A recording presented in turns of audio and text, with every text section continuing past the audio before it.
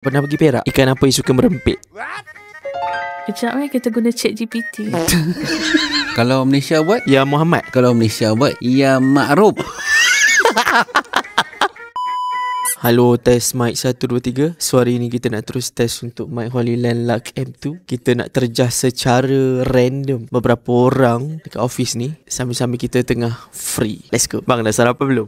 Belum lagi hari ni. Pagi ni belum. Kafe tutup. Tutup pula. So kalau macam abang sarapan setiap pagi, kalau sarapan lah apa makanan favourite abang? Nasi lemak, bihun goreng, macam tu lah. Western tak minat? Western tak sesuai kot makan pagi-pagi. Biasa kalau makan pun malam lah. Biasa dia kelakar, ini tak kelakar. Sebab tak sarapan. Kau dengar tak sarapan kan? Kacau sekejap boleh? Okay. Ada teka-teki bang, kenapa kebanyakan motor nama dia Yamaha? Sebab sebab apa soalan lain tak ada? Tak ada. Kalau Yamaha tu dia kan brand Jepun. Kalau macam Arab buat dia jadi Yamahamud. Kalau Malaysia buat, Ya Muhammad.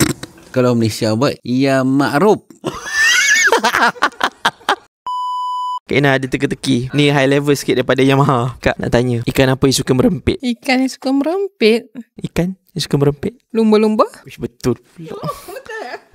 Sebab Sebab lumba-lumba kan. dia suka berlumba. Aduh, silap lah. Dah betul terus pula aja. Alright, kita ada mangsa yang seterusnya. Dia tengah busy. Meja asal mana? Gano kita. Oh, Ganu. Pernah pergi Perak? Pernah. Tahu tak apa haiwan yang berasal dari Perak? Kejap kita guna ChatGPT. Jangan, mana Haji? Hippo. Oh, okay. Okay. Ipoh.